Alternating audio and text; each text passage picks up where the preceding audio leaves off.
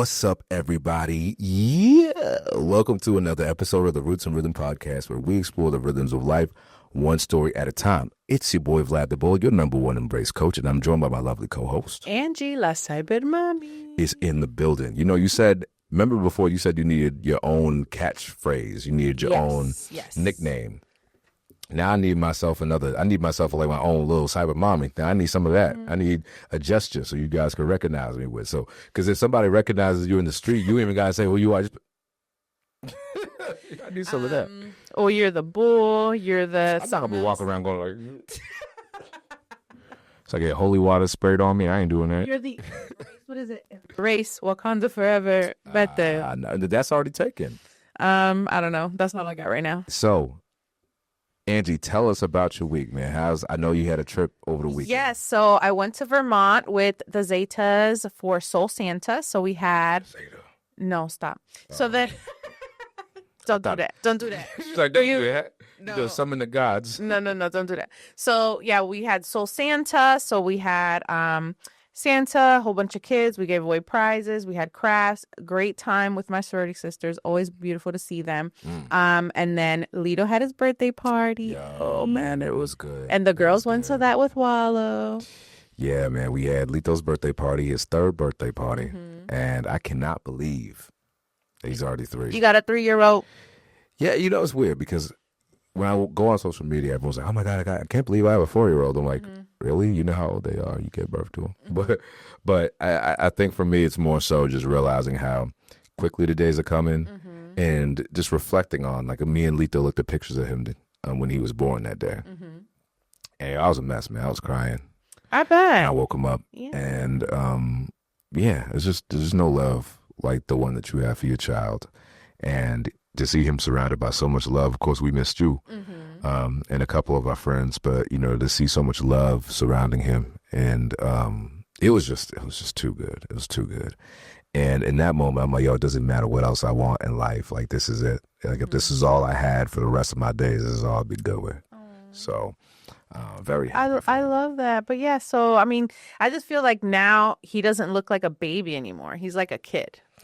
Yeah, you know? He got his haircut. Look at his smile, yo. His smile is looking different these days. I'm like, yo, dude. Got all them teeth. Well, because he used to be like, but now he's kind of like, what's up, man? Yeah. He's a cute kid, man. I'm very proud of my son, man. I love this dude. But wait. All right, so before we jump into anything today, you already know what it is. If you like to smile and you like to laugh, make sure you like to subscribe to. Hit that subscribe button right there. I forgot the graphic on the last episode, so we were pointing at nothing. But today you're gonna see it right there. Subscribe. And make sure you like and follow this podcast on all platforms so we can get this out to more people. You heard? Yes. Come on, now. Share it. Send a link to somebody. Send it to somebody. Now, all right. We talking about some cool things today, all right? In the spirit of the holiday season, we're discussing what it's like to have a partner, right? And what it's like to navigate new holiday, not really traditions, but just parties, parties, all that stuff. Yep. Different situations and different personalities, right? You bring a group of people together. You might be an introvert. Your partner's an extrovert. So how do you navigate those things? And we're also going to be talking about how do you navigate? What is it like for single people to navigate the holiday season, man? I'm going to tell you how it is. If you come from a Caribbean household, the first thing that they're going to ask you, these aunties, y el novio, and your boyfriend, y la novia, and your girlfriend. They just hate to see people single and happy, bro. I feel like people would rather see, in our generation, people would rather see you together and miserable than apart. And miserable/happy. Right. And I'd rather actually be single and happy with myself than be with somebody who makes me crazy. Yeah. But that's just me. I can't speak for that. It's been a long, long time since I've been single. It's been 13 Christmases since I was single. Wow. I don't even know how many Christmases. Yeah, I think it's one, depending 19. On where you met. Because I met Jules in July of 2013. So it's let's see, there's Christmas of 2013, and so it's actually more like 14 Christmases. Yeah, it's a lot of Christmas. That's a lot of Christmases. So we're gonna be talking about that. The first thing I want to talk about is we had a very interesting conversation right before we started this podcast. We were talking about how when you came back and the gas in your car. And Yes. I thought it'd be something interesting for the Yes. audience to hear. So I don't pump gas. And just to clarify, because Vlad was like, what do you mean? I know how to pump gas, Vlad. Yeah, when she first said it, I was like, Angie. I'm know not how to pump afraid. gas, Right. I'm not afraid to pump gas. I know how to pump gas. Okay. And if I have to, aka Wallace is traveling or I'm traveling somewhere, I pump gas if I have to. If you have to. Okay. But like I went to Vermont and I came back on 1 tank of gas. I didn't have to pump gas. Wait. Really? 1 tank? Mm-hmm. Oh, I mean, a full tank. Yeah, full tank. Yeah. They're like, you went on 1 gallon of gas? No. Like, no, I didn't have to stop. I had a full tank. Went to Vermont, came back. I still had half a tank. But then a little bit less than half a tank. Then Wallace went to the gym. He went to school. He went to a few places. So today, when I came here, I pulled out of the driveway and I'm almost on E. And I was like, I guess I'm driving to the gas station. So I'm on my way to the gas station. I call Wallace and I was like, Wallace, I need a grievance. I was like, did you know that there's no gas in the car? And I just want everybody to know we have 1 car because Wallace travels. So we have 1 car. And he's like, oh, I'm so sorry. Like I thought I saw the gauge and I thought it was full. I'm like, wrong gauge. I was like, it's empty. I just wanted to air that grievance. So I'm going to the gas station. And I like to go to the gas station where I don't have to put my own gas. It's like the service one. Man. Because again, even when Wallace isn't here, I ain't pumping my own gas. You know? Yeah, but why? Because that's, again, we talk about gender roles. That's a boy job. Well, actually, you know what? It's funny you say that. Why would I touch a gas pump when I got a man's? I don't know, because you got to get gas. Nope. Unless I absolutely have to and he's not around. All right, so what if Wallace had an ailment that precluded him from getting out and pumping gas if you were traveling in the car together? What would you do? What ailment? But no, obviously if Wallace could not, obviously I would, Vlad. That's different. Okay. But he is able-bodied, of sound mind and body. He can pump my gas. So... No. So you've never pumped the gas in the car while Wallace was passenger? Never in my life have I pumped gas and Wallace was sitting in the car. Would something like that frighten you? It wouldn't frighten me. I'd just be like, is this my life? I mean, okay. So what about Vlad, this is not just an Angie thing. Because I'm going to guarantee you, Vlad, 99% are going to say, of course not, I'm married. And cite the reason for not pumping the gas. Because that's a boy job. What? It's just like taking out the trash. There's just some things. Yeah, there's some things that are just men need to do it. Okay. Let's flip the script. What if I just said there's certain things that only women need to do? Like what? Like childbearing. Boo. No. Not the same. Why not? Because that's for you helped me make this child. What if we both bought the car together? No, that's still a boy job. No, it's the same thing. All right, maybe not childbearing. It's not the same thing. It's what not if I the said same it's only a woman's job to cook the dinner? I need a warm meal on my plate for me and mine every day because that's a woman's thing to do. No, but you know what? It works in some houses. That's how it is in our house. Yeah. Wallace and I have that understanding. Wallace doesn't know how to boil water. Well, this is different though because we're not talking about ability. We're talking about a role, right? Now, I might know how to cook, lot of people, and I would say I don't want to do that because that's not why I got married. Vlad, a lot of people would say, why can't Wallace learn how to cook? He's a grown man. What time? What age did you marry Wallace at? He was 24 and I was 25. Oh, I was almost 25. He was almost 24. Yeah, it's kind of far along, isn't it? That's what I'm saying. But we've been together since he was 17. But you don't have to learn how to pump gas. It takes like 5 seconds. But I'm not doing it. You got to burn shit. I think it's like, I don't want to say a respect thing, but I think it's like of service. Like, why would you allow me to come out of the car to touch something gross to pump gas when you are a man and you can do it? What if Wallace didn't want to do that? What if he was like, nah? We would not be together. Well, let me ask you this. What about car maintenance? That's also Wallace's job / the mechanic. So, okay. But whose job is it to notice the car needs Wallace. And why is it Wallace's job? Is it because he's a man? Because he's my man's. Okay. So what if Wallace was gone for like Alaska, right? Mm-hmm. Say he's gone for like I don't know. He would make sure that everything is done in the car before he leaves. What if you hit a... Then I would have to handle it, Vlad. If I had to, obviously I would. But why would I have to if Wallace would make sure that everything is done? You said you owned your own car before you met Wallace, right? Yes. So who did the car? The mechanic. But how? And my daddy. Oh, I see. Did you make sure to take the car to get an oil change? Yeah, did that thing. Yeah. No, that was my dad. So you and never... He's like, make sure. I mean, he'd be like, make sure that, what does the sticker say? Yeah. But he told you what to look out for, so that you could take care of yourself. Right. Because he wasn't there. I was in college. So you had to do it. I had to. But again, why would I worry about that now that I have a man's? I think it was surprising for me. I'm not hyper independent when it comes to things. I'm not one of those. I don't need a man. I do. I need my Wallace Thomas. Okay. Well, you could do it, but why would I? Like, what is the point then? I think what surprised me about it because you do strike me as somebody who was hyper independent. And before I met Wallace, yes. But why? He lets me live this soft life, Vlad. Why am I going to go backwards? Well, all right.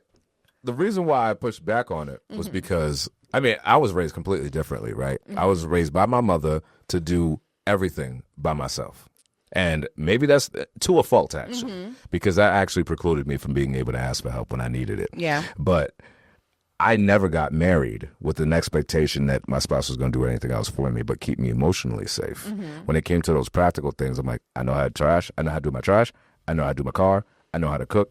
I know how to clean. So they ain't because my mom always told me, ain't nobody going to be doing that shit for you. But let me ask you, Vlad. So when you and Julia together, you let her get out of the car and pump your gas? Of course not. I'm driving my own car. Julie so when you drive in this rare occasion that you're driving Julie's car, don't you drive Julie's car when Julie's in the car with you? Of course, because Julia doesn't like to drive. Okay, but then, does she pump her gas when you're in the car with her? She has. When you're in the car? Yeah. Gross. No, thank you. Usually I'm trying to think back to what the situations were that would have precipitated that. And at the top of my head, I'm thinking if I was in a lot of pain and it took a long time for me to get up. Well, you do have an injury, so that's different. Wallace does not have an injury. Well, that's why I asked. Yeah. Injury, right? No. But if he did, of course, Vlad. If Wallace could not physically get out of the car, what am I, crazy? No, or not crazy. That's too strong. I'm compassionate enough to be like, I got you, because that's what we're there for, right? But Wallace knows I feel strongly about this, so he's going to pump the gas. And he doesn't have a problem with this. Now, like, there goes Angie over here making me do stuff because I'm a man, So let me ask you this. What is your, when the time comes, what you tell the girls about pumping gas, cooking, all that other stuff? Like, is that a role that you expect for them to adopt? I expect them to be treated like the queens that they are. Okay. I also don't close or open doors. Wallace does that. What do you mean? Like a door, like if we were walking through this door, Wallace would open the door. Of course. Yeah. That's a gentlemanly thing to do. So Wallace is a gentleman. And I would expect the girls to be treated just like that. And they're going to know that. I feel like they're going to know even if I don't tell them because they see Wallace mirroring that or showing that. So that's what they think a man should do.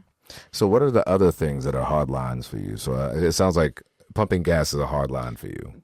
Anything outside. I don't take out the trash. So about shoveling? I don't shovel. Crazy.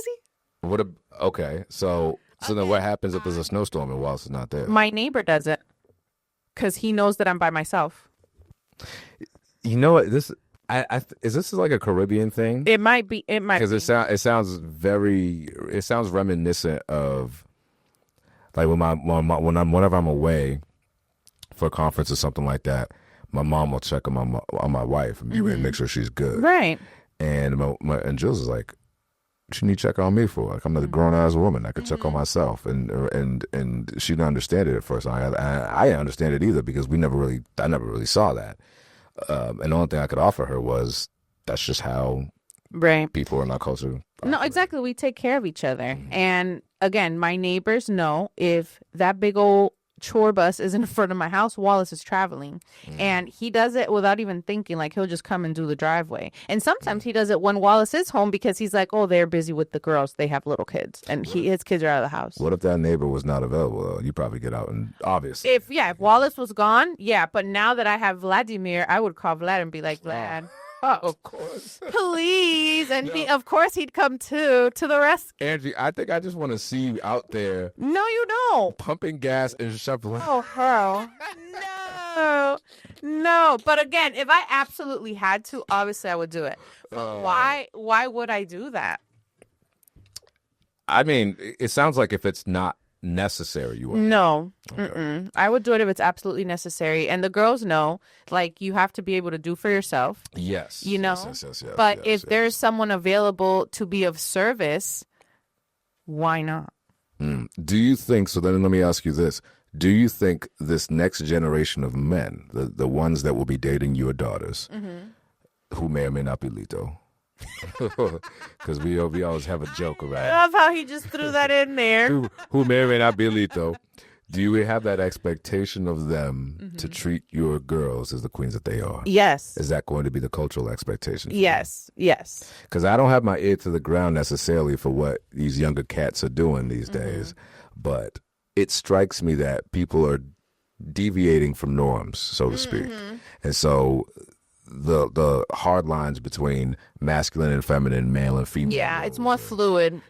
Yeah, for sure. And to your point, do I see Alana shoveling snow? Never. But do I see Arya? Probably. Arya likes to rough and tumble outside. Yeah, I was going to say, Arya will be out there. She won't even need the shovel. She'll just be... Right. No, and it's funny because even it's just so cute to see because she'll say, oh, Alana's so beautiful. And she'll be handsome. Like, she'll even say, like, I think she equates being handsome to strong, you know, versus like handsome, right? So in my mind, I just see her being like the more tomboy doing rough things. You know what I mean? Tomboy. Even though she loves dressing frilly, but the actions of more tomboy is what she likes to do. What they used to say, get you one that could do both, right? Yeah. Well, you know what I do, and this is the last thing I'll say about this, I guess. It drives me up a wall that Julie does not maintain her car in the way that it would make sense for her to. And the reason why I say it is because I don't expect her to do anything with my car, but that's because we both had different, I always had a car, I always had Yeah. But why don't you take care of her car, Vlad? Oh, I do. Okay. But I can't do it all. Yeah. So fair. So my thing is like this. If I'm already busy maintaining the property, shoveling, doing all that other stuff, managing our other rental property and getting all that stuff in order, appointments, all that shit. If I'm doing that, please just take your car. To get maintenance. Because here's the thing, I already told you, right? One time I was driving Julie's car. I'm in the driver's seat, and Julie just reaches over frantically and tries to do something on the dashboard. I'm like, what are you doing? Are you like hiding drugs in this? You got a trap in here or something? Like, what's going on? And she says to me, oh, no, it's nothing. And she has a piece of paper over the dashboard. So I'm like, what's behind that piece of paper? And she's like, oh, it's nothing. So I'm like, yo, pull that piece of, let me see this. She's like, no, pull that piece of paper. It's a maintenance sign that she was trying to cover up. I was like, why? Do you know your car needs maintenance, right? It says right there. There's a big old wrench right there. And she says, oh, I know. I just don't like to look at it. And I looked, I was like, how long is this light been on? What? As soon as the light comes on, I'm calling Wallace. I was like, but that's the thing. Julie won't ask me for help. She'll just let it rock until the car like explodes. Oh, no. And so I'm like, Jules, this really could have been avoided if you would have A, asked for help, or B, just done it yourself. So one day I asked her, why don't you just fix your own car? Or like if the car comes on, the way you can avoid everything else in a car, Angie. But what do they tell you if you want to keep your car for the long haul? Get your oil change on time. They put a sticker with the mileage. All you gotta do is bot that matches this and that. And she's like, I don't like go. But to be fair to Julie though, all made sense when we finally. So one day, she calls me. Her car was basically stalling on the highway on the way back from home. And so I had just picked Lito up from daycare, didn't make it home yet. Well, actually, I did make it home, packed him back in, drove to meet her, and I don't remember how we did. She drove my car, and then I drove her car that was like stuttering and stopping on the highway. And, and because the anxiety was driving up for her. And so we got it to there. We made sure I dropped the car off, did the information, talked to the guy. But I said, listen, this is going to be a learning experience for both of us. I'm not going to talk to this guy on your behalf. Right. I'm going to introduce, we're going to go there together to the dealership, but I want you to be comfortable talking to him. And the reason, and then she did, and she found somebody nice. And that's when I discovered that she didn't like going to dealerships. She didn't like going to maintenance. She didn't like doing anything. With She's an introvert. Because she's afraid that somebody's going to rip her off, which she's a woman. And I'm like, who would you learn that from? Your mother don't look like she play no games. Right. My mother-in-law will whoop your ass, okay? That's a corporate baddie right there. Yeah, like she, especially when it comes to logistics and she will whoop your ass. Yeah. That's why our mothers like each other, because they have a mutual respect for each other's gangster, Yeah. And so she found a nice guy, and it ended up working out really well. And I explained to Julie, the reason why I want you to do this is because there might come a day, now or later, I don't know how long I'm going to live. I got to do everything I got to do right now. Why y'all always bringing that up? Because there's a very good chance, and maybe it's heightened for me because of what I used to do for work. Every time I left the house, I didn't know if I was going to come back. Yeah, Julie didn't know if I was gonna come that's back. fair. So there might be a good chance that I leave. These husbands and their sound reasoning or whatever. Well, remember how we talked about men being legacy minded, and it's about how. Never mind me. How are you and my son going to be okay if something happens, if the worst happens, or if I'm just incapacitated for a season? And again, again, you pick it up. I am in total agreement that we should know how to do. And that's all it is. Yeah. You can have the agreement because I'm not going to front here like Julie be driving me around because Julie will sit up there with her twinkly We toes. are passenger princesses. Passenger princess. And matter of fact, her mother told me, I'm so glad that Julie ended up with you. And I said, why? And she says, because I know that girl doesn't like to drive. And you drive her everywhere. I'm like, that's actually pretty accurate. How'd you know that? And she's like, I just do. Because she don't be with nobody that don't drive. Right. No, exactly. And I think that's what we want, right? Like, we want someone that is going to give us that soft life. And I know I've been independent doing it because I am the oldest. And I feel like that responsibility is put on you already at such a young age, which is something I'm trying to break with Alana. Like, she wants to help me and I'm like, go be a kid. Go be a kid. I don't need your help. I'm the parent. You're the child. Go. And it's different, right? With when you have so many kids like my parents did, and they were, we immigrated here, so it's like they're trying to navigate this new life with kids. So it's like, I get it, but this is a new generation. Go be a kid. I'll handle it. And now I have Wallace, who is my helpmate. Like, I'm not gonna do, if I don't have to, I don't. Well, you know what? I feel the same way though. And when we talk about roles in the household, whether they're gender-based or not, there's just certain things you fall into because it's your strength. Yep. And I think that's the way it should be. Not necessarily based on what your mom or your dad told you that you were supposed to be as a husband and a wife, but more so like what makes sense, because sometimes it just won't align. For example, I was raised to do everything by myself. My mom never raised me to like put on a party and do decorations and all that. That was never my role. I'd help my mom with the decorations, but that was never my role. And when it comes to, like, for example, Julie's Lito's party, Jewel was running point on that whole project management. She got all the decorations. She got the theme. She got the plates that matched this.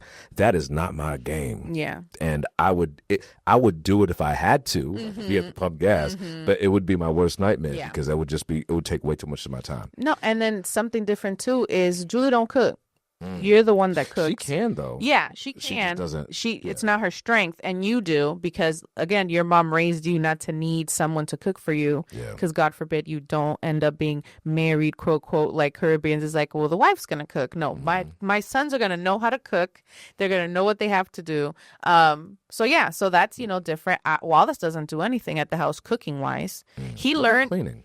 He cleans. Okay. Oh yeah, Wallace cleans, and I don't wash dishes because I cook. I don't know how many black Southern raised men do not clean. Right. They don't cook. No. Like you got to have one of them. Right. And he was raised by his mom, and his mom was a nurse, so she was never home. Usually, it's like 12-hour days. So yeah, he knew how to clean. He knows how to iron. Ironing as Wallace is like therapy. My man. He does. He'll be in the basement with the ironing board. Like he loves it. Does he know how to do the creases? He does creases. Yeah, but and he hates he's also that in he was in the Air Force, yeah. So knows. he loves ironing. That's like his therapy. But yeah, he doesn't cook, and that's okay. You know, that's fine because he is gonna help me clean. He is gonna do the laundry. He is gonna iron the girls' clothes crispy.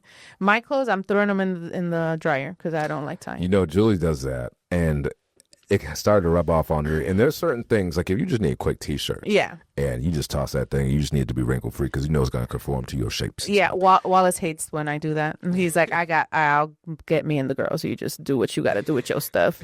It's true though. There's certain things that you just cannot replace with the iron. Like you have to iron. For example, you can't just put slacks in the dryer. No. I gotta iron them. I have to have the scump on my Haitian, shout you out. You know what I'm talking about. I have to have the crease right in the middle. And my mom used to tell me the worst thing you could have is dube scump, which is like two lawns. And she'd be like, only suckers dress like that. They know that she's like, they know that nobody raised you right. You know what I'm saying? So anyway, but that's good. I'm glad we talked that out because obviously I think it goes without saying whether it's gas, cooking, bills, shoveling, maintenance, it doesn't matter. Trash. That's another thing I don't do unless I have to. Julie doesn't do the trash either. And it gets to a point where you get so used to doing stuff that you actually don't really want your partner to do it. Because they're going to do it wrong. Oh my gosh, Vlad, prime example. So I'm usually the one that goes to the grocery store. One, because I like it. And two, because that's my time to like, I'll go with my neighbor and we have like mom's club. Like we go together and we catch up. We walk around. We walk, get our steps in, do groceries, right? Wallace went last week and I forgot why. I had to do something. Like I think I had like a late meeting at work or something. So he ended up going. Wait, go.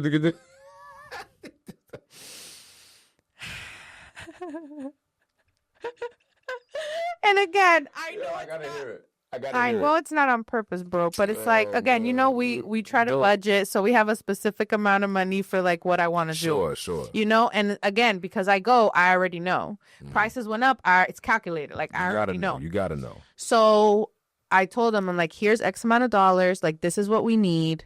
Da da da da da. Right, dollars. So I see a charge come in on the card, and I'm like, why is he spending money on the card when I gave him like it's enough, right? Then I see another charge come in for CVS because part of the money I gave him was to also get Aria's allergy medicine. She has eczema. So it's like cash? Yes. Okay. So I was like, why is he spending, right? So then he comes home and I'm like, hey, what's up? Like, what happened? And he's like, oh, because I saw this thing, you know, and I had to get her or whatever. And I was like, but I gave you enough you should have had enough for everything. And he's like, oh, it's because I got like this extra thing. So I'm like, Angie, right here, pull out that sense you want. but I was like, babe, but like the plan, like I told you. And again, right. And it's not like, you know, we're over here hurting like, oh, we can't come back from this. But it was just kind of like, but I told you what to do. Yo. And of course, Wallace is like, oh, I'm sorry. But I was like, it's okay. But I was like, but it's not okay. Like, you know what I mean? Anyway, but that is my strength. You know? You know, I would say that's Julie's too. We haven't got it down to the budget yet. Right now, what we're working on is conscious spending. Yes. And I have a rule that might not necessarily be Julie's rule. But, and like, for example, today I bought some cute $5 socks. Oh yeah, it's like holiday socks. Like, and that's fine because there is like a discretionary, like you need a buffer. Yeah. But for me, my discretionary buffer is like, hold up, if I could make this illustrated for the family watching right now. If I have a buffer of discretionary funds right here, it's gonna be about this big. This is how big my discretionary fund is. Just for like some things, not like a whole other line item of, Okay. Now, I'm excited to see this. Let me show you what my wife's discretionary fund looks like. It looked like this right here. And matter of fact, I'm going to open it up just like this. It's open-ended. Okay? The limit does not exist. So when Jules comes back from shopping and she's like, oh, I got I thought she was just going to get some pouches. And she comes back with pouches and bouches and flouches and couches. All the things. I literally came home with a sofa putting in a plate. But I'm like, yo, Jules, what do you need all this for? She's like, And my favorite line is, I just had to. I'm like, no, you didn't. Yikes. But I will say, in Julie's defense, I will say sometimes you do have to, because if there's a sale on something that you already used, but it was on sale that you didn't need at the moment, but you'll end up saving money later. Or another thing that happens is everybody named Mama's birthday is right now.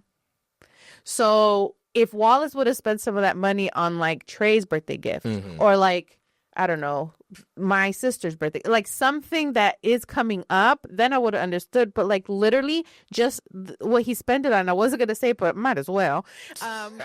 We did a Yankee Swap Secret Santa. He just wanted another thing for the Yankee Swap Secret Santa. Oh, yeah. You know, and I'm like, that not necessary, bro. But that's what I'm saying. It's like if we're tight, and everybody's tight right now in America, if we're tight, I'm like, what the hell do we need all these animal crackers and random things that we do? And the thing is, I keep stock. I might not keep stock of what's in stock, but I keep stock of what we throw away because I hate to waste. When I'm throwing stuff away, I get infuriated because even though I have lived that life, it's almost as if I did. Right. That's money going down the drain. No, I get that. I hate wasting too. I'd rather give it to someone that's going to use it before we That's what my mom says. You know, we'll go to my mom's house for whatever, and she'll just, you know how Caribbean parents is. They try to give you like a whole armoire full of clothes, or full of food, rather. And I'm like, Mom, I don't want to just say, I'm like, Mom, if I don't eat all of it, there's only two of us in here, and let's keep it a stack. Like during the week, I eat different. Like when it comes to a holiday, I'm cool. Like, I eat clean during the week, and you give me junk food that's gonna last a week, I'm not gonna eat it. I mean, you did that today. So because of the party, it was on the weekend. There's a whole bunch of fruit, and he's like, take half of this fruit for the girls because Lito's not gonna eat it by himself. He's not gonna eat it by himself. That's why you saw me scarf down a bowl. Yeah, I have to justify. We have to eat the fruit. It can't go bad. Well, it got so bad to a point where, like, my mom used to tell me if the rice was a little off, just microwave it, it'll be fine. And we did that. Well, no, that's why you have the stomach of steel, Vlad. Yeah, like, I can eat something that is like, I don't know, a month past its due date. And as long as it smells fine. And then your nose is off, too, because I remember I came here one day and Julie told me about your stomach. And she's like, Angie, smell this. I'm like, bro, this, I'm going to throw up thinking about it. And Vlad was like, oh, I don't even smell it. Gross. That's to be fair. In my defense, I think I might have had a cold. Yeah. But yeah, I was like, no, don't eat it, Vlad. You're going to die. Throw it away. Oh, man. Especially, it was milk, right? Is that what you had? It was creamer, like a creamer milk, I think. Well, you know what? We left some eggnog at my mom's house. And for Lito's birthday this past weekend, she brought it back. I don't know. I remember we left it, and she's like, you need to take this back. I brought it back for you. And I'm like, I don't know if I... At this point, no thanks. That dog was like, I don't know, whatever last time I saw my mom a couple weeks ago, I'm like, it might be past its prime. Yeah.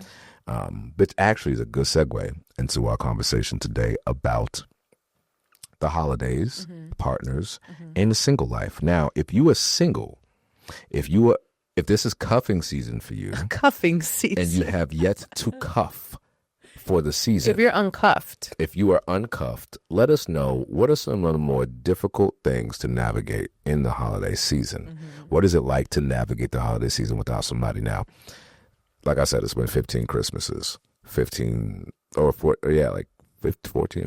Christmases. Like 18, 19 for me. That's a lot. Yeah, so it's been well over a decade, almost, not too far, probably closer for you, almost 2 decades of time where you didn't have to worry about, dang, like, what's my Instagram gonna look like? Not that I've cared about that stuff. No.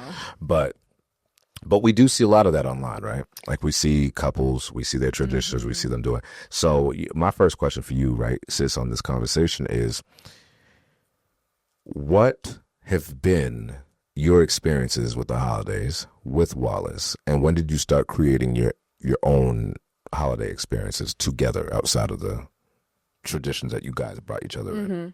I think for us, even when we were in college, we would visit each other.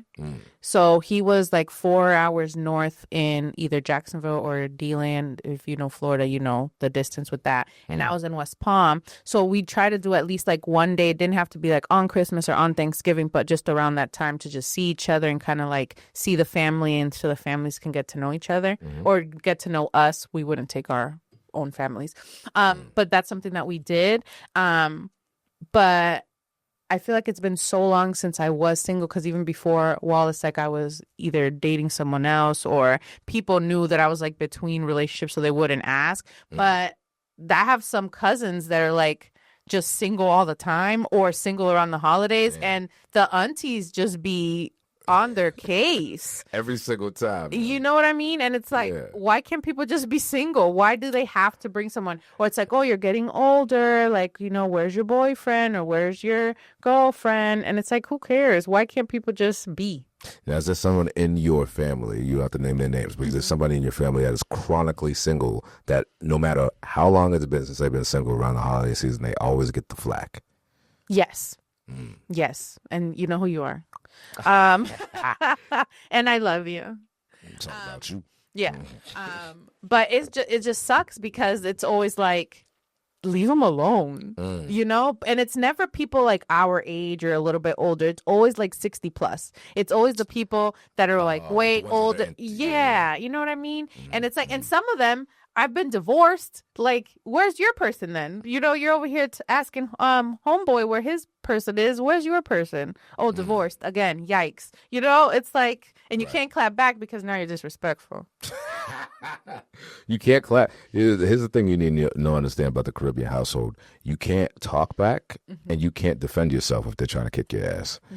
That one is big, because I remember, I think one time my mom was, you know, doing the whole Haitian thing. You know how they discipline us. And I just put my hands up so I could, like, brace myself. Yeah, you trying to hit your mom back. Uh-huh. No way. Oh, call the police.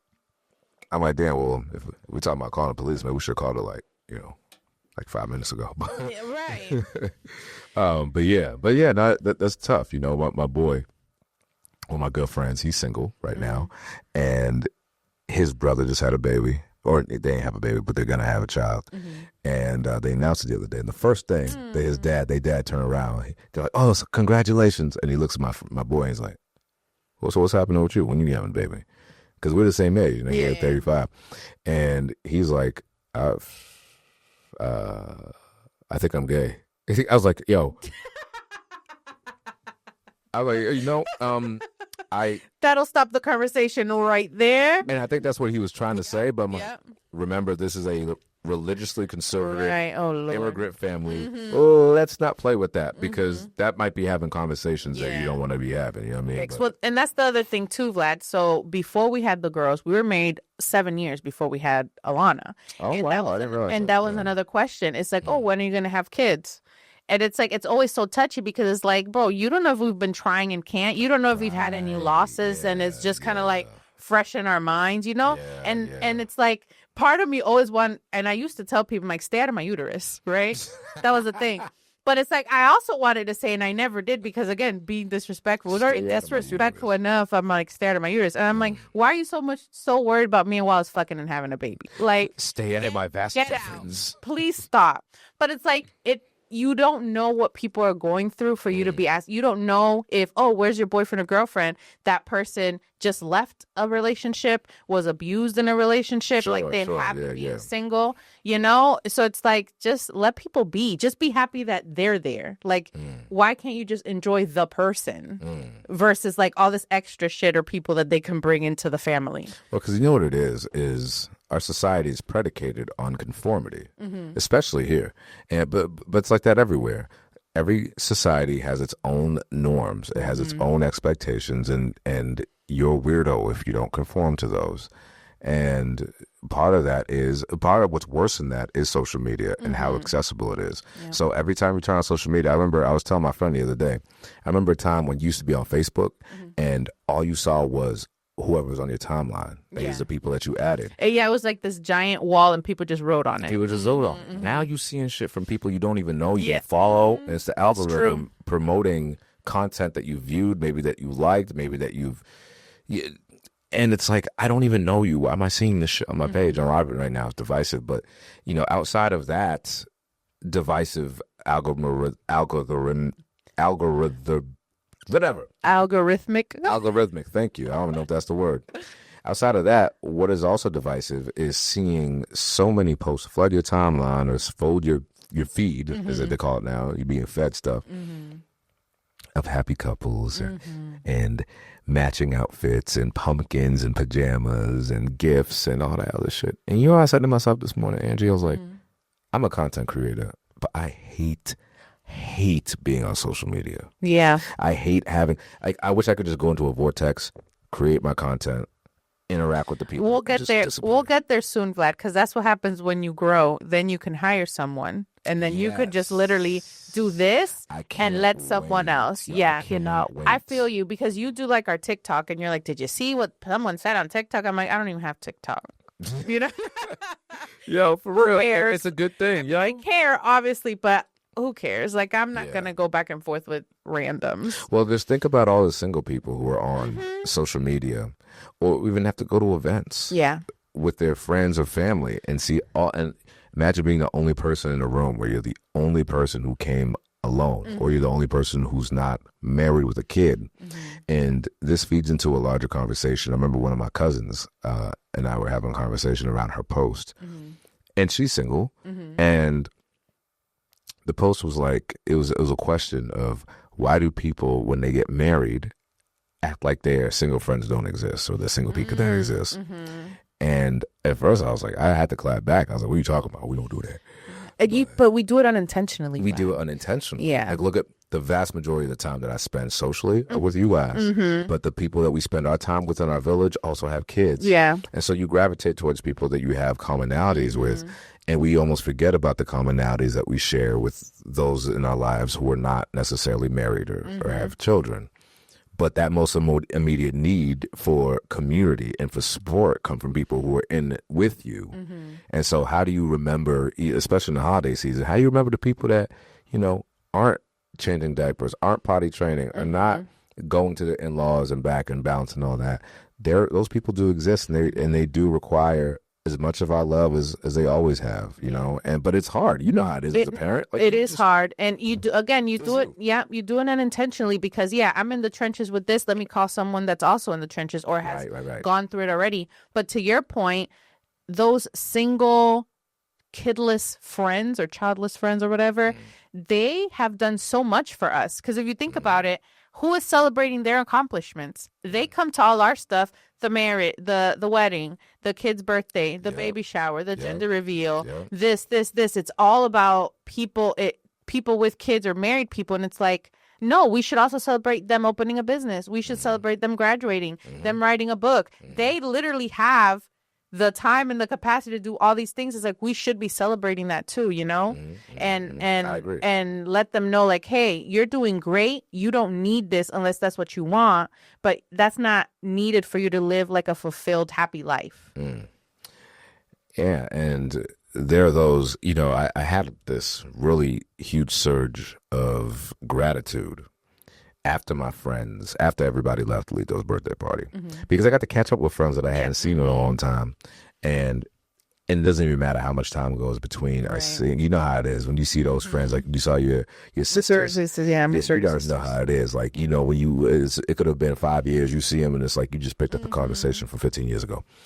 And I was thinking, I'm like, damn. I talk on and on about the additions that I want to our house, and I want the garage, and I want a rump room, and I want this, and I want that, and I was like, yo, I was just talking to people that just came here to show me love. I've got several friends right now that are in the housing market, and it's hard, you know. And we bought that house, our investment property, when interest rates were like sub 4, right? And we bought this house. It's gonna be 2 years since we've been living here. Can you believe it?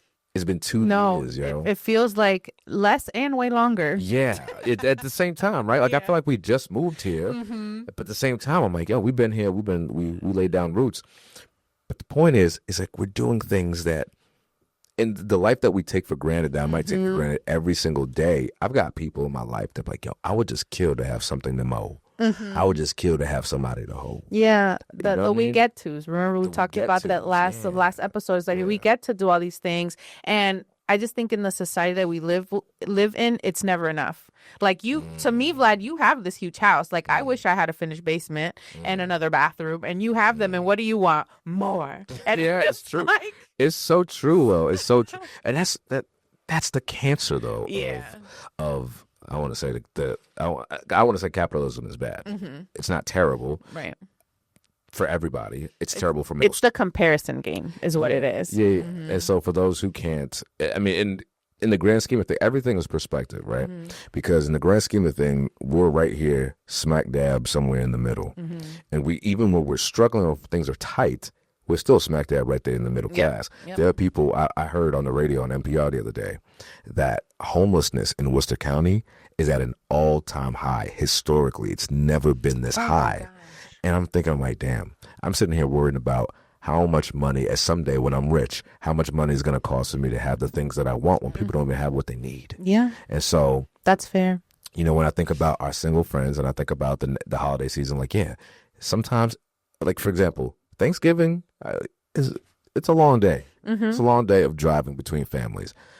But there are people who would kill to have a family to drive to. Yeah.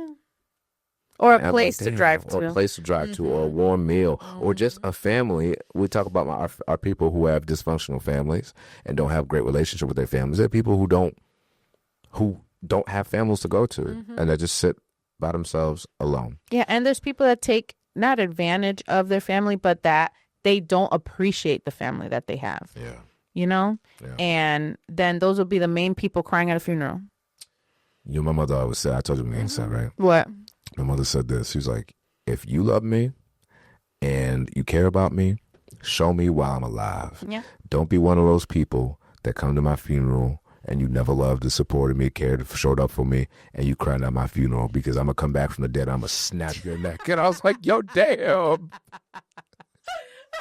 That sounds just like your mom, and I'm here for it. I was not expecting that, but at first it shocked me. The second time it was less shocking. By the third time I heard it, I was like, you know what? That's on par. Yeah, but it's just it does irk my nerves, Vlad, because you know, my sisters, I love that they include me. Like we talk on the phone all the time, but like they'll hang out and then they'll call me, and I'm like not the same. So I be in my feelings sometimes, but it's like everyone lives so far away. Like Aka's up here, and granted, I can call Julia, and I have mom's club, and we hang out, but it's not the same as like your sisters and your siblings. Yeah. So it's like it irks my nerves when people have their siblings close and don't vibe. What works your nerves about them? Because it's like I wish that I could. So it's like a little bit of jealousy because I'm like, I wish that I could just get in my car that's full of gas because Wallace pumped it and go to my sister's house and just literally just chill. You know? So that irks my nerves. Do you think then that wait, did you say something? No, I was just gonna say like I just wish that I could do that. So it's like when people have that ability and don't take advantage or take it for granted, it's like, where are you teaching your kids? It's like it's like our kids learn from seeing us. It's like how are they gonna know that their sibling, their brother or sister is important if you as a parent don't do that and model it. Right. You know what I mean? I feel like we're so close, the six of us, because we saw my mom visiting her siblings. Her sisters would come when one of us had when one of us had a baby. When my mom had one of us to like stay with us. Like I specifically remember when my mom had my brother Mikey, it was during Hurricane Andrew in Florida. Oh wow. Yeah. And my mom and my brother were in the hospital. Like she literally just gave birth to him. He was a preemie. And my aunts were at our house with my dad and all of us. And I remember my aunts being there, and I remember like my mom calling from the hospital. It was in the middle of a hurricane, and my dad would go to the kitchen, grab the cord phone because it was like that long cord phone to come to the hallway where we had all the mattresses because you know that's where there's no windows. Like those are memories that I had when I was like little, and that's the type of sibling relationship that I hope my girls have. But what am I doing? I'm modeling it.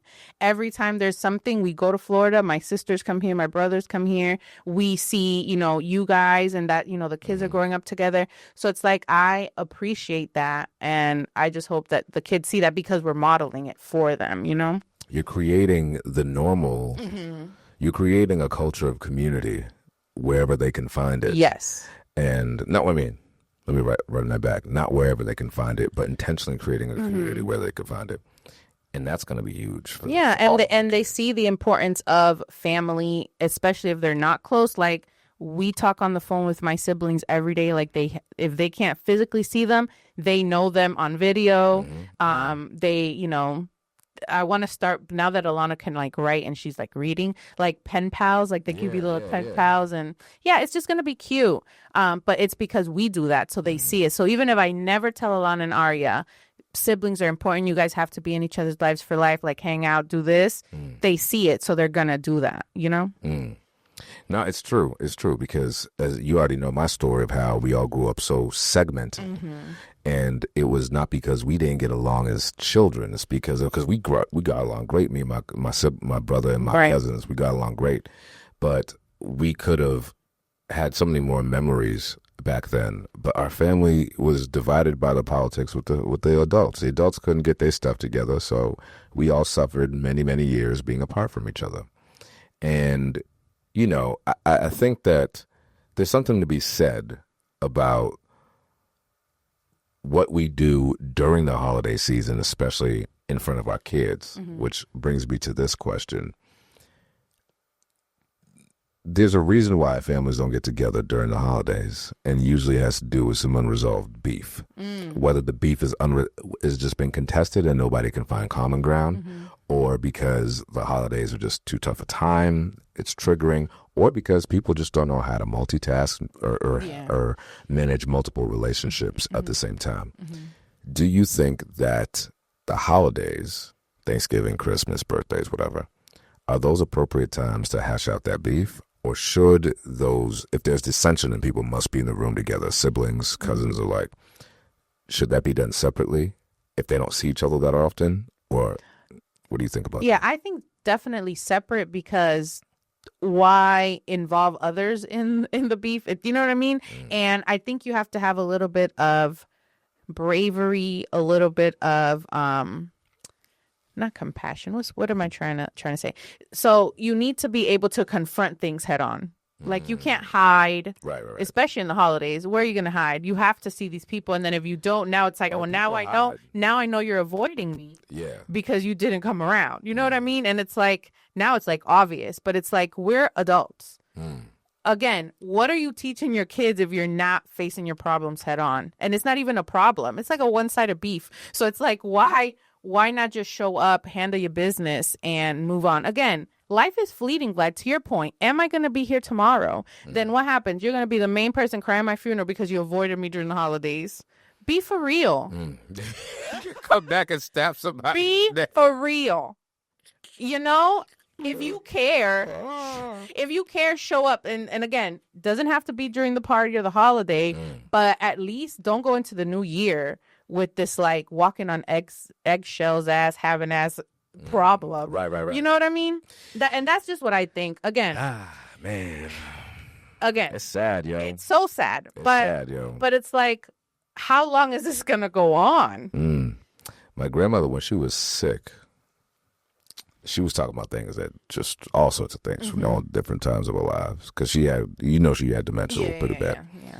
But she used to sing all the time, and she used to sing a song, and the song was "I don't hear mom get oh," and what that means is, oh man, how much do I regret?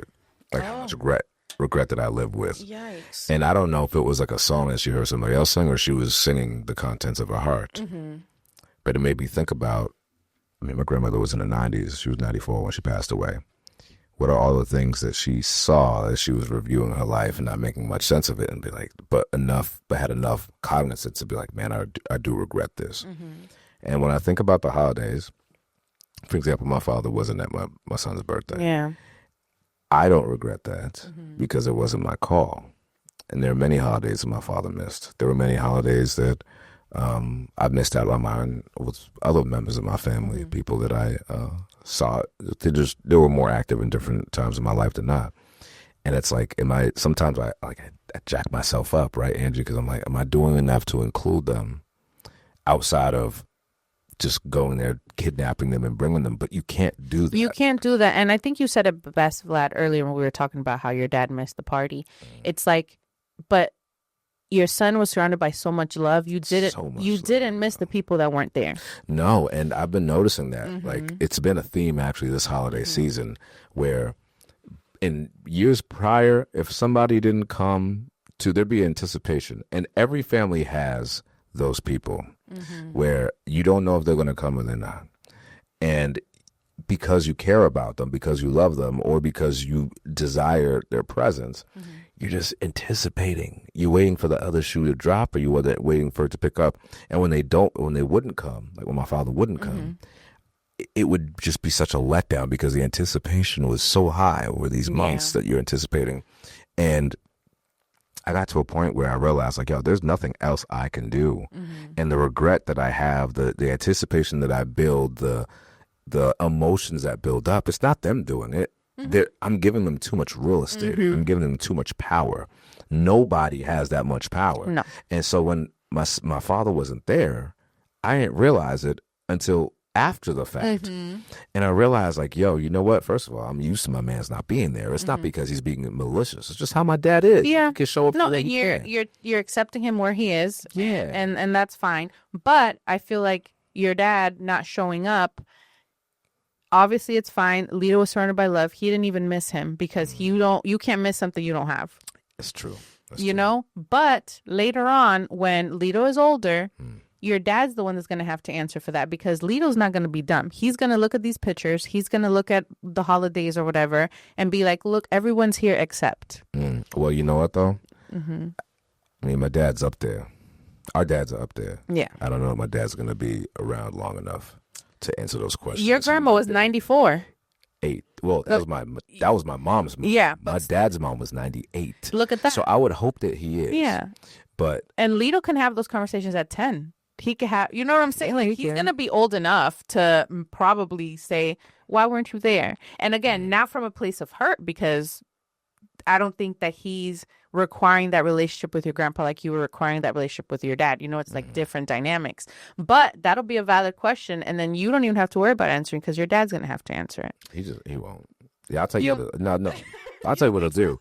No, I'll tell you what he'll do. He'll I forgot why I didn't go. Yeah, he'll either change the subject real quick, like when we ask why do we have 2 sets of last names, or he'll just avoid the conversation altogether. Yeah, and that's okay. I know that I'm gonna have to answer not for him, but about him. And I suppose my 2 cents on the matter is that you do the best that you can when you're trying to cultivate a culture. But look, everybody else around here loves you. Everybody around. Let's focus on who was there. Right. And the people who don't show up, they're the ones missing out. Yeah, they're missing out. Like, we a good time. And here's the thing, man. Like, look, I'm not begging anybody in this season or any future seasons to be in my life. You don't want to be. If you want to, if you can't recognize how good and how great and how beneficial, if it's not beneficial for you, I'm not for everybody, boo boo. Right. If I'm not for you, then that's cool. Just tell me.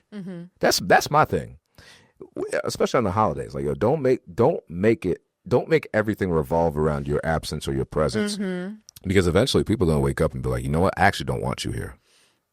I'd actually prefer you not be here, because things are smooth. Yeah, nobody's griping, nobody's grinding, nobody's rushing, nobody's doing any of that. Everybody's just cool. This season of holidays has been smooth, and it's because I've been spending it with people who want to be with me. Yeah. And that's fair. And my thing is like this too. If you're single, right? And I guess this will be my final thoughts on the matter. If you're single and you don't quite find where to fit during the holiday season, maybe you need some single friends, or you spend time with your family and friends if they have families and other dynamics going on. But you can also carve that time out for yourself. You see, I think, Ed, I think people are afraid to spend time alone. That's in it. A healthy way. That's it. Because you know what? I also hate being by myself, so I get it. And so you would never have dinner in a restaurant by yourself? Hell no. Hell no. No. Wait, so you've never been like on a bus going somewhere and you had to have dinner by yourself or something, like you were traveling, you know what I mean? Like, like flying out by yourself or something. Right. No, if I'm flying out by myself, it's to go be with others, and I'm by myself. Of course, I'll grab something. Yeah, but I would never intentionally, like right now, at home, like I'm not traveling right now, and like I'll leave here and go get dinner. Why? So you've never, I mean, obviously you don't drink, right? But like, it's, say you really wanted like a gummy drink or something. I don't know. Yeah. You would never go to somewhere by yourself and just. No, if I wanted to go out, I'll go out with Wallace. If we don't have childcare and I'm going somewhere and Wallace is home with the girls, I'll call one of my homegirls and we'll go out. I'm never going to be somewhere by myself. People go to the movies by themselves, not your girl. Why is that? I don't know. I just never, no. I've always, and maybe that's something else I need to talk about in therapy, but no, I've never, the only time I've ever lived by myself was when I was an RA. And that was like for 2 semesters. Yeah, but technically you live wherever yourself or anybody else you don't not live in like with. my room, right? But it's like I was born, and I guess when I was born, but then when I was born, Emmy came 11 months later. So it's like I always shared a room. Then I was an RA, and then I moved in with Wallace. So then it's like I've always been with someone. Yeah, I mean, it's been the same thing for me. Like, I've always lived. But here's the thing, though. I knew what it, even though I always lived with people in that house, like with my family, I knew what it was like to be alone in that house. And when things were bad at home, or when things, you know, and it's actually, even whether it was bad or not, I think that's just kind of how it fell out in those first 10 years of my life. So when we lived all together, mother, father, brother, you know, after most of the time it would look like this. Like, I would eat, maybe my brother would be across from me, maybe he wouldn't, my mother would be doing this. We only ate together on special occasions, but aside from that, like, I'm in my corner playing my video game. Serge is upstairs, my brother's over, my dad's next door, he's in his room, my mom's over here selling Avon in her room. And it was very separatist in the way that we were living. So I always wanted to be around people as a result. I wanted to, that's why when I was younger, man, I was addicted to the good times, man. Like, I was always at the bar, not the bar, like drinking, but I was always just always out having a good club, time. Something like that, you know? And it wasn't until recently that I've really valued spending time by myself. Well, now learning how to do it. Yeah, after motherhood, I feel like I do value my quiet in my room, closing the door time. Like, you know, especially if it's been like a week or two of just me being on because Wallace was gone. As soon as he walks through the door, it's literally like he walks in and then I go hide in the room. You know, it's like his turn and I go check out, but never like outside of the house doing something by myself. By the way, everybody, if you have kids and you're looking to level up your living space, make sure you have one. If you're looking at a house that has multiple bathrooms, it'd be great if one of those are in the basement. Because sometimes, like I said, we're in dad season right now.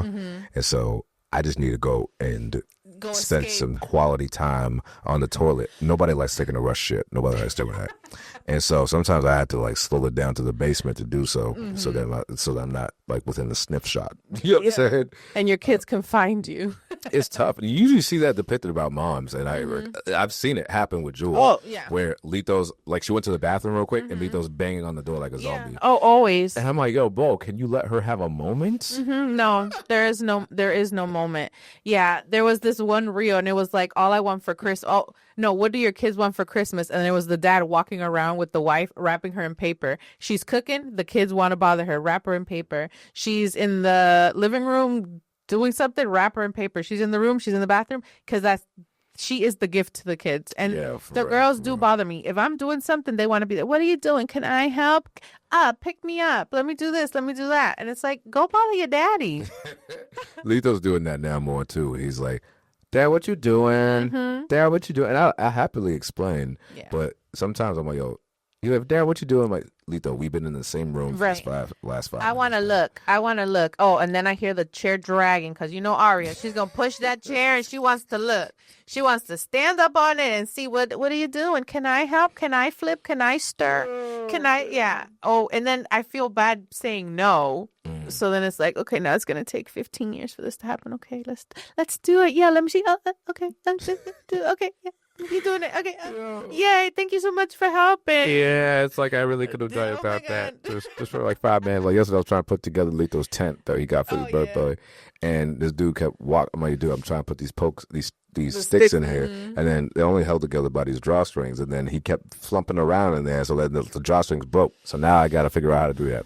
And I was like, Lito, if you would have been listening to Daddy the last 50 times he's asked you to please come out of the tent, then now it would be broke. Now I got to fix it. He's like, nah. Do you know how many times they want to help me, or Aria specifically? Alana's better at this coordination, but Aria wants to help me stir scrambled eggs, that she like flicks it and it's like on the wall, on the ceiling, on top of like the range thing. Just they mean so well. They do. And it's like you have to include them, but at what price? At what cost? My mental health. And more stuff for me to clean up. Right. All right, so Angie, we've covered a lot today. Yes. What are your final thoughts? What a great day. Yeah. Final thoughts. Include your single friends. Yeah. You know, they just the present should be their present. Don't require for them to bring someone. Don't expect them to. Facts. You know what I mean? It's like Facts. they are the gift. Yeah. Stop leaving them out. Also, stop avoiding your conflicts. Yeah, come on with it. Right. Come on Stop with avoiding your conflicts. Confront shit head on so your kids do the same. That's it. Damn, that's happening to mommy handing down the law. Because I hate it. Yeah. I honestly, I don't think I have anything to That's add called to that. no notes. No notes. No notes on that. Handle your conflicts. And whether it's even outside of the holiday season, look, you don't know when it is the last Christmas that you're going to spend with somebody. Even if that person is not here, you don't know when the last time you're going to spend with your mom and dad before their minds change and they don't remember who you are. You don't know when the last time you're going to spend with your sibling or your children or your nephews before something drastic changes. Especially if they're close by. Especially if they're close by. It's hard when you live apart. Yeah. And like, you know, for you, you know that you chose to live out here, like you're far. And even though it hurts, like, you know, I can't, you don't live with that regret knowing that, No. you know, but if I was right here and I knew that I was trying and I could have invited my mans or I could have gone out to reach them. Those are the things I try to mitigate. Yes. And those are the things I know that if I don't do what I need to do, that I'm going to regret. And I got to live with that. And some things are easier to die with than to live for. Yep. Oh, So, wow. It was good. Whew. Then I don't know where that came from. It was the Holy Spirit. Wow. Yeah, that was deep, Vlad. Are easier to die with than they are to live with. Hashtag trademark Vladimir Luson. So that's all I got with that, yo. Holiday season. Make sure you take care of yourself. Check out our blog post. What was our blog post on, sis? Oh, the 5 ways to be intentional during the holiday hustle. During the holidays. Yeah. So that is up on our website right now. Yeah, You check can it find out. Blogs. rootsandrhythm.com, rootsandrhythmpodcast.com, and it offer still stands. You want to be a guest on this podcast, holla at us at the link below. Hope you had a Merry Christmas. Yeah. Happy holidays. Yeah, looking forward to 2026 and all the big things that are happening. Listen, 2025 is a wrap, so make sure you give yourself some dap. Give yourself a pat on the shoulder and let's go. It's your boy, Vlad the Bull, your #1 embrace coach. And Angie, la cyber mommy. Out of here. Stay rooted. Yeah.